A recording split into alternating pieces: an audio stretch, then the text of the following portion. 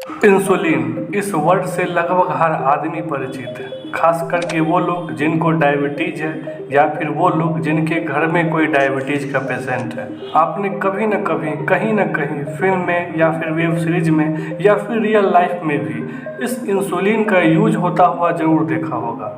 और जब भी देखा होगा तो ये ज़रूर देखा होगा कि लोग इंसुलिन अपने पेट में यानी कि सबक्यूटेनियस में चर्बी में लेते हैं। आखिर क्या रीज़न है कि इंसुलिन को सबक्यूटेनियस यानी चर्बी में ही लिया जाता है, यानी पेट के पास लिया जाता है? तो आज की इस वीडियो में हम इसी चीज़ के बारे में बात करेंगे। तो आप सबको मेरा नमस्कार, मैं धीरज कुमार।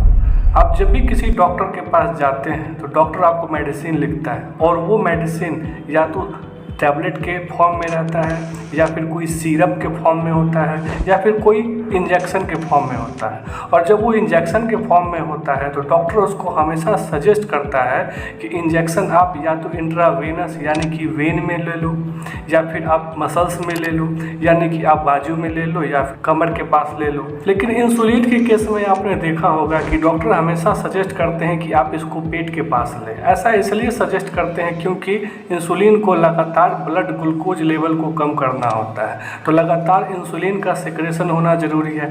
इसलिए जब पेट के पास देते हैं तो वहाँ पे लगातार इंसुलिन का सिक्रेशन बॉडी में हो रहा होता है। इसलिए डॉक्टर सजेस्ट करते हैं कि आप जब भी इंसुलिन लें तो पेट के पास लें। और पेट में भी ये बोला जाता है कि जहाँ पे नाभि होता है उसके 4 उंगली को छोड़ के जो भी एरिया स्टमक में बचता है वहाँ पे इंसुलिन का इंजेक्शन लिया जाता है। ऐसा नहीं है कि बस पेट में ही लेने के लिए बोला जाता है, इसका यूज जहाँ पे मसल्स हो यानी कि बाजू के पास या फिर थाई में, वहाँ भी इंसुलिन का इंजेक्शन लिया जा सकता है। अब क्वेश्चन ये आता है कि इसको डायरेक्ट वेन में या फिर मसल्स में क्यों नहीं दिया जाता? इसका कारण ये होता है कि जब ये डायरेक्ट वेन में डालेंगे इंजेक्शन तो ये डायरेक्ट ब्लड में जाएगा, और ब्लड में इंसुलिन का जो हाफ लाइफ होता है वो 2 से 3 मिनट का होता है। अल्टीमेटली आप ये समझ लो कि 7 से 8 मिनट जाते जाते इंसुलिन का प्रभाव बिल्कुल ही ब्लड में ख़त्म हो जाएगा, वो प्रभावहीन हो जाएगा, इम्पैक्ट लेस हो जाएगा।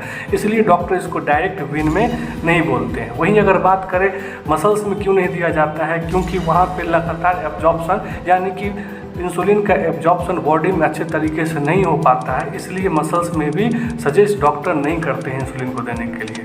अब क्वेश्चन ये आता है कि इसको टैबलेट के फॉर्म में क्यों नहीं दिया जाता है और इंसुलिन टैबलेट के फॉर्म में क्यों नहीं है अवेलेबल? इसका रीज़न ये होता है कि इंसुलिन एक हार्मोन है, हार्मोन प्रोटीन का बना होता है, और प्रोटीन को पचाने के लिए हमारे पेट में बहुत सारे एंजाइम रिलीज होते हैं। अगर एग्जाम्पल की बात करें तो पेट में स्टमक लेवल पे एक पेप्सिन एंजाइम निकलता है जो प्रोटीन को पचा देता है। वहीं पे पेनक्रियाटिक जूस यानी कि पेनक्रियास से निकलने वाले जो एंजाइम होते हैं जैसे काइमोट्रिप्सिनोजन, ट्रिप्सिनोजन, प्रोकार्बोक्सी पेप्टिडेज, वहीं पे सक्कस एंटेरिकस के भी कुछ एंजाइम होते हैं जो स्मॉल इंटेस्टाइन से निकलते हैं, लाइक अमीनोपेप्टिडेज, डाइपेप्टिडेज। ये सब एंजाइम प्रोटीन को पूरी तरह से पचा देते हैं, इसलिए टैबलेट के फॉर्म में इसको यूज नहीं किया जाता है। तो यही रीज़न है कि इंसुलिन का टैबलेट फॉर्म नहीं होता है, क्योंकि अगर टैबलेट का फॉर्म होगा तो अगर उस टैबलेट को हम स्टमक में डालेंगे मुंह के द्वारा, बक्कल कैविटी के द्वारा, तो वहाँ पे बहुत सारे प्रोटियोलाइटिक एंजाइम निकलेंगे प्रोटीन को पचाने के लिए, तो वो पेट में ही, पेट के लेवल पे ही पूरी तरह से, वो गट में ही पूरी तरह से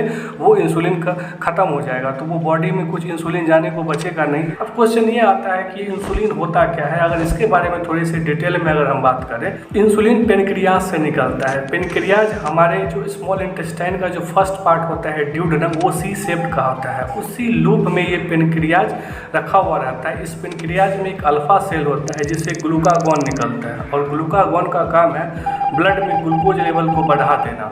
और इसी पेनक्रियाज में एक बीटा सेल होता है जिससे इंसुलिन निकलता है, और इंसुलिन का काम होता है ब्लड ग्लूकोज लेवल को कम कर देना, यानी कि ब्लड में जो शुगर की मात्रा है उसको कम कर देना।